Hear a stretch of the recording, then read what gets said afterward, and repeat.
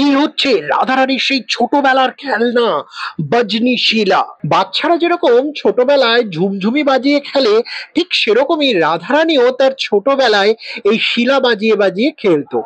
আর এই শিলাটার কি অদ্ভুত আওয়াজ হয় শুনুন, যে এই শিলাটার এক এক জায়গায় বাজালে এক এক রকম আওয়াজ হয়। এই হচ্ছে রাধারানীর মামার বাড়ির গ্রাম মুখরাই। রাধারানী তার ছোটবেলার অনেক বাল্য লীলা করেছেন এই গ্রামেই। তার সাক্ষাৎ প্রমাণ হচ্ছে রাধারানীর এই চরণ চিহ্ন। শ্রীমতী রাধারানীর জন্মের পর তার দিদা মুখরা নানি আনন্দে মাথায় 108 প্রদীপ নিয়ে নৃত্য করেছিলেন। আর আজও সেই প্রথা বয়ে চলেছে মুখরাই মন্দিরের পূজারী পরিবারের মায়েরা। এখনো রাধা অষ্টমীতে রাধারানীর দিদা মুখরা দেবীর ভাবে তারা চারকুলা নৃত্য করে থাকেন। আজকে আমরা দর্শন করতে এসেছি রাধারানীর মামার বাড়ির গ্রাম মুখরাই। আপনাদেরকে চলতে চলতে একটু দেখিয়ে দিই যে এই গ্রামটা কতটা সুন্দর। আমার পিছনেই দেখুন কি সুন্দর গোশালা রয়েছে, এবং তার পাশেই দেখুন খড়ের চাল দেওয়া ঘর, ধানের গোলা। এই চারপাশের প্রাকৃতিক শোভা দেখে মনে হচ্ছে যেন সেই 5000 বছর আগে রাধা কৃষ্ণের সময় যেমন ছিল এই বৃন্দাবন, ঠিক সেরমই যেন রয়েছে এখানে। এখানে যেন মনে হচ্ছে যে কলিযুগের এখনো প্রবেশ হয়নি। এবার আপনাদেরকে বলে দিই আপনারা এই মুখরাই গ্রামে কিভাবে আসবেন। বৃন্দাবন থেকে যে কোনো গাড়ি ধরে রাধাকুণ্ডে চলে আসবেন, এবং রাধাকুণ্ডে ঢোকার ঠিক আগেই দেখবেন গোবর্ধন বাইপাস রোড গেছে। গোবর্ধন বাইপাস রোডের বাঁদিকেই দেখবেন একটা সোজা রাস্তা গ্রামের ভেতরে চলে গেছে, এবং সেখানেই বড় করে মুখরাই গ্রামের প্রবেশদ্বার রয়েছে। বা আপনারা বৃন্দাবন রাধাকুণ্ড থেকে গাড়ি রিজার্ভ করেও আসতে পারেন। তো এখানে রাস্তা দিয়ে যেতে যেতে একটা বাছুর দেখলাম। বাছুরটাকে একটু আদর করার, একটু মাথায় হাত গোলানোর চেষ্টা করলাম, কিন্তু অপরিচিত তো একটু ভয় পেয়ে যাচ্ছে। শ্রীমতী রাধারানীর মা হচ্ছেন কীর্তিদা দেবী, ও তার মা হচ্ছেন মুখরা দেবী। রাধারানীর দিদা মুখরা দেবীর নামেই এই গ্রামের নাম হয়েছে মুখরাই। আবার আরেকটি মতে রাধারানীর দাদু অর্থাৎ মুখরা দেবীর স্বামী এই গ্রামে বসেই তপস্যা করেছিলেন, এবং সেই তপস্যা করে তিনি মোক্ষ লাভ করেন। তো সেই জন্য এই গ্রামের নাম হয়েছিল মোক্ষরাজ তীর্থ। পরে এই গ্রামের নাম হয় মুখরাই। বৃন্দাবনে আগে কয়দিন ধরেই বৃষ্টি হচ্ছিল।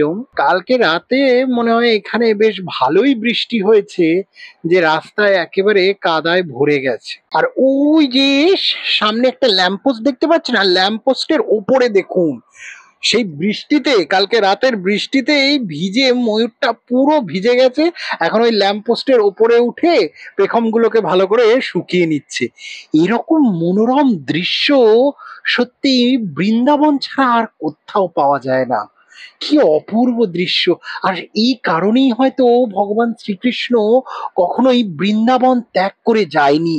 তো যেটা আপনাদেরকে বলছিলাম যে পুরাণে উল্লেখ আছে ব্রহ্মার পুত্র অর্যমা ইত্যাদি প্রজাপতিদের 3জন মানস কন্যা হয়েছিল। তারা হচ্ছেন কলাবতী, রত্নমালা ও মেনকা। তারা একবার সনক আদি ঋষিদেরকে দেখে প্রণাম না করায় সনক আদি ঋষিরা তাদেরকে অভিশাপ দেয়। সেই অভিশাপে তারা মর্তলোকে জন্মগ্রহণ করেন। রত্নমালা ত্রেতা যুগে সুনয়না দেবী রূপে জন্ম নেয়, এবং তারই কন্যা ছিলেন সীতা দেবী। আর মেনকার হিমালয়ের সঙ্গে বিবাহ হয়, তার কন্যা হচ্ছেন স্বয়ং পার্বতী দেবী। আর কলাবতী দেবী দাপর যুগে এই গ্রামেই কীর্তিদা মাতা রূপে জন্মগ্রহণ করেন। শ্রীমতী রাধারানীর দাদু এই গ্রামে তপস্যা করেছিলেন, এবং সেই তপস্যায় তুষ্ট হয়ে মুখরা দেবীর গর্ভে কীর্তিদা মাতা অর্থাৎ কলাবতী দেবী কীর্তিদা মাতা রূপে জন্মগ্রহণ করেন। আর সেই রত্নগর্ভা কীর্তিদা মায়ের গর্ভেই শ্রীমতী রাধারানী আবির্ভূত হয়। তো আমরা এখন চলে এসেছি রাধারানীর দিদার বাড়ি, অর্থাৎ মুখরা দেবী মন্দির। এখানে রাধারানীর মা, রাধারানীর দিদা এবং একদম লাডলি স্বরূপে শ্রীমতী রাধারানী রয়েছে। দণ্ডবোধ প্রণাম করে আপনাদেরকে কাছ থেকে দর্শন করিয়ে দিচ্ছি। মাঝখানে রয়েছে শ্রীমতী রাধারানী, আর রাধারানীর বাঁ দিকে রয়েছে কীর্তিদা মাতা এবং ডান দিকে রয়েছে মুখরা নানী। আর নিচে রাধা কৃষ্ণের সঙ্গে গিরিরাজজি এবং অনেকগুলো শালগ্রাম শিলা সেবিত হচ্ছে। এই হচ্ছে রাধারানীর মা কীর্তিদা দেবী। এই মুখরাই গ্রাম হচ্ছে কীর্তিদা দেবীর জন্মস্থান। আর এই হচ্ছে আমাদের ছোট্ট শ্যামা প্যারি শ্রীমতী লাডলি রাধারানী। আর এই হচ্ছে রাধারানীর নানী বা দিদা মুখরা দেবী। মুখরা দেবীর কন্যা হচ্ছেন কীর্তিদা দেবী ও তার পুত্র মানে রাধারানীর মামা হচ্ছেন কীর্তিচন্দ্র। রাধারানী তার ছোটবেলায় এই মুখরাই গ্রামে তার মামার বাড়িতে আসতেন। এই মুখরাই গ্রামে এই কুণ্ডের তীরে বসে তার সখীদের সঙ্গে কত খেলা খেলতেন শ্রীমতী রাধারানী। আজও এই মুখরাই কুণ্ডের তীরে শ্রীমতী রাধারানীর সেই বাল্য লীলার সাক্ষাৎ প্রমাণ রয়েছে। এই দেখুন সেই লাডলি রাধারানী, অর্থাৎ তার শিশু স্বরূপের ছোট্ট ছোট্ট চরণ চিহ্ন। শ্রীমতী রাধা রানী কি জয়। তারপর আমরা এই মুখরাই কুণ্ডকে দণ্ডবত প্রণাম করে নিলাম, যেই কুণ্ডে স্বয়ং শ্রীমতী রাধারানী তার ছোটবেলায় কত লীলা বিলাস করেছে, তার সখীদের সঙ্গে খেলেছে, এই কুণ্ডেই কত জলকেলী লীলা করেছেন।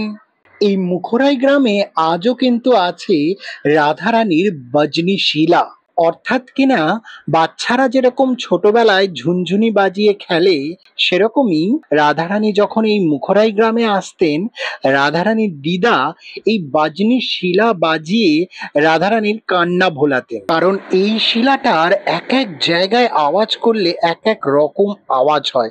আপনাদেরকে একটু বাজিয়ে শোনাচ্ছি, দেখুন।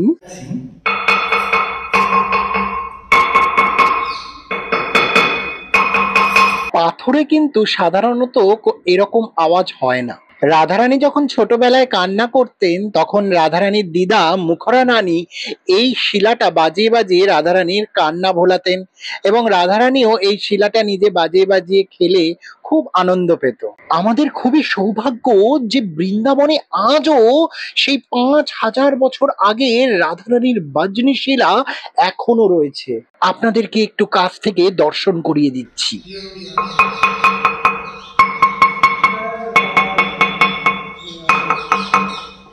শ্রীমতী রাধারানীর মামার বাড়ির গ্রাম এই মুখরাই আপনাদের দর্শন করে কেমন লাগলো আমাকে কমেন্টসে কিন্তু অবশ্যই জানাবেন। শ্রীমতী রাধারানী যেই গ্রামে ছোটবেলা থেকে বড় হয়েছে, যেখানে তার নিজের বাবার বাড়ি, তার নিজের রাজপ্রাসাদ রয়েছে, সেই গ্রাম বারসানার ভিডিও কিন্তু আমি আগেই দিয়েছি।